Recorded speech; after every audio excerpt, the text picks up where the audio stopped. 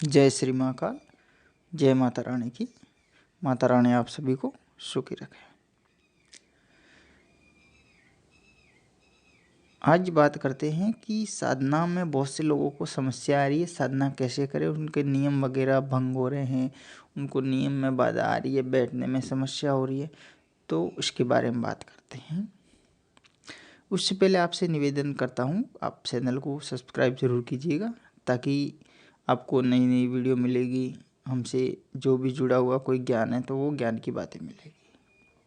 बात करते हैं साधना की। तो साधना ये तो बहुत तरीके की होती है, अलग अलग तरीके की होती है, उनके प्रकार अलग होते हैं, विद्या अलग होती है, मंत्र भी अलग अलग होते हैं। कोई बड़ा होता है, कोई छोटा होता है, कोई कम जाप करना पड़ता है, कोई ज़्यादा जाप करना पड़ता है। अब साधना को करना कैसे, उसका जैसे कोई मान लीजिए 11 दिन की साधना है या 21 दिन की साधना है, तो उसका आपको पहले तो निश्चित करना पड़ेगा। जब वो साधना शुरू करते हैं तो उससे 10 दिन पहले उस साधना को निश्चित करो। जैसे मान लीजिए आप किसी अमावस्या से शुरू करना चाहते हैं या अगले हफ्ते, इस हफ्ते नहीं तो अगले हफ्ते से आप जैसे शनिवार से शुरू करना चाह रहे हैं, तो ऐसे मतलब एक हफ्ते पहले का और 10 दिन जैसे पहले का आपको सोचना पड़ेगा। और उनकी व्यवस्था की जाती है कि मैं इस दिन से ये साधना करूँगा तो बीच में हमारे कितने काम आ रहे हैं, क्या क्या समस्याएं होगी उस दिन में। जिस दिन में साधनाएं चलेगी उस दिन हमारे कहीं जाना आना तो नहीं है। वो सब ऐसे सब तरीके की समस्याओं को उलझन से निकाल के फिर साधना में बैठना पड़ता है। क्योंकि साधनाएं जैसे कोई मान लीजिए 11 दिन की साधना है और जैसे ही 5 दिन आपकी साधना हो गई और आपके कोई विशेष काम आ गया, उसके लिए आप कहीं बाहर जा रहे हो, तो फिर वो साधना आपकी खंडित हो गई।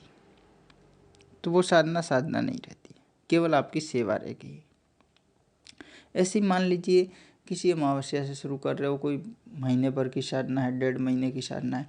अब आपके पारिवारिक समस्याएं हर इंसान के होती है, ऐसी हो जाती है कि यार अपने इस 15 दिन हो गए साधना किए हुए, अब कल तो वहाँ जाना ज़रूरी है, अब ऐसा कोई काम है कि वो करना ज़रूरी है, तो फिर वो साधना नहीं रहेगी, वो एक सेवा हो गई, वो खंडित हो गई।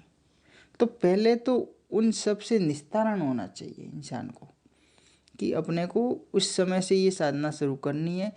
उससे पहले जो भी काम बीच में आ रहे हैं उसको पहले निपटा लो, फिर उस साधना की तरफ बढ़ो। और जब भी साधना करते हो तो उसका एक नियम निश्चित कर लो। उसको नियम को निश्चित करने के लिए आपको 10 दिन पहले प्रैक्टिकल करना पड़ेगा। जैसे खाने का है, पीने का है, सोने का, बैठने का, ये सब प्रैक्टिकल के तौर पर अपनाना पड़ता है।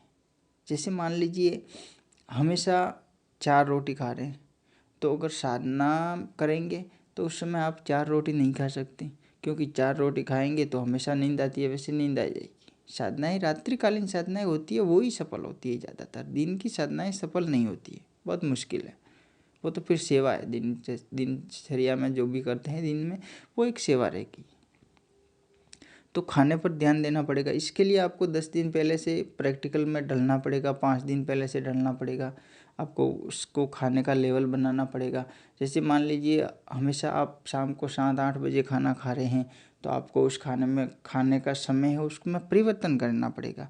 उसके लिए आपको 5 बजे से पहले दिन में खाना पड़ेगा, ताकि वो खाना 8-10 बजे तक, 8-9 बजे तक पच जाए और शरीर का जो भी संतुलन होता है बॉडी का, वो सामान्य हो जाए, जिससे आराम से बैठ सकते हैं। जैसे 10 बजे से बैठ रहे हैं तो 2 बजे तक बैठ सकते हैं। ऐसे मतलब 4 घंटे की बैठने का प्रैक्टिकल होना चाहिए रात्रिकालीन। अब पीने की समस्या है तो पानी पीने की समस्या दिन में ज़्यादा पिया करो, रात्रि में कम पिया करो। क्योंकि जब भी साधना में बैठते हो तो बैठने के लिए, जब बैठने के बाद में पानी, जितनी साधनाएं करते हैं, जैसे मान लीजिए 21 माला कर रहे और आपको 10 माला में बहुत ज़्यादा प्यास लग गई, आप बैठ भी नहीं सक रहे हो, तो ये गलत हो जाएगा। तो ऐसे बंधन होते बहुत से, उन बंधनों से मुक्ति होनी चाहिए, फिर साधना में क्रिया की जाती है। अब मान लीजिए दीपक की व्यवस्था है, तो दीपक की व्यवस्था कैसे जलानी है, उसको साधना शुरू करने से पहले जलाओ, साधना शुरू करने के बाद तक चलना चाहिए। इसके अलावा घर में बैठने की समस्या को, घरेलू साधनाएं, ज़्यादातर घरेलू लोग साधनाएं करते हैं। तो जैसे घर का उनका खुद का कमरा होता है, उसको 5 दिन पहले से अलग से अलग तरीके का थोड़ा बनाना है, उनका आना जाना, अंदर आना जाना दूसरों का थोड़ा व्यवस्थित करना पड़ेगा। जैसे आना जाना हमेशा वहीं बैठते तो फिर वो साधनाएँ वहीं बैठ के करोगे, सफल नहीं होगी। उसके लिए आपको एकांत रूपी रहना पड़ेगा, लोगों से बातचीत करनी बंद करनी पड़ेगी।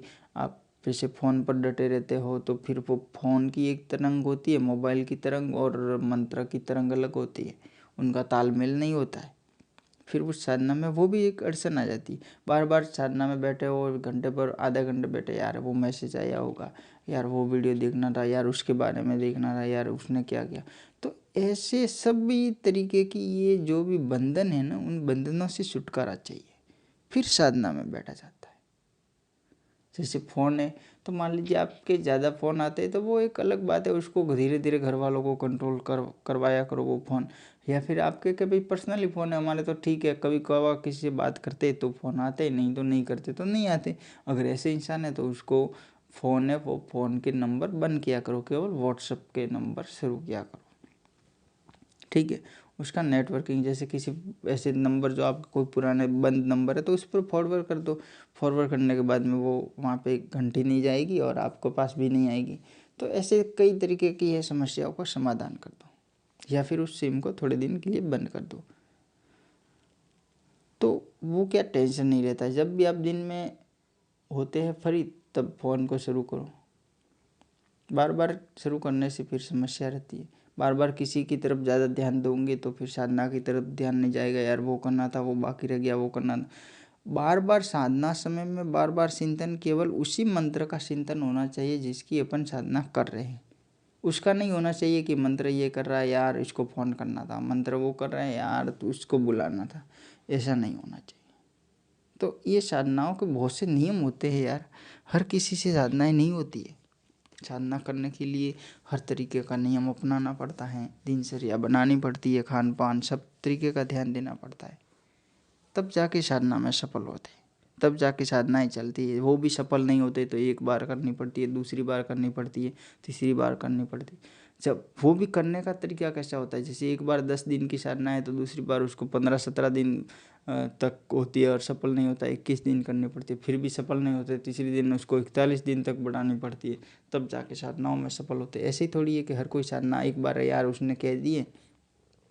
मान लीजिए आप हमारे पेड ग्रुप में जुड़ गए, हमारे से पेड ग्रुप से जो आपको मंत्र मिला, आपने मन में एक सोच लिया कि अब तो कुछ भी हो जाएगा, मंत्र जैसे तैसे कर दूंगा और सिद्धि मिल जाएगी। ऐसे जैसे तैसे करने से सिद्धि नहीं मिलती है। बहुत से लोग मैसेज करते हैं, सब यही बताते हैं, गुरुजी ऐसा करने से हो जाएगा क्या? अरे यार कैसे हो जाएगा?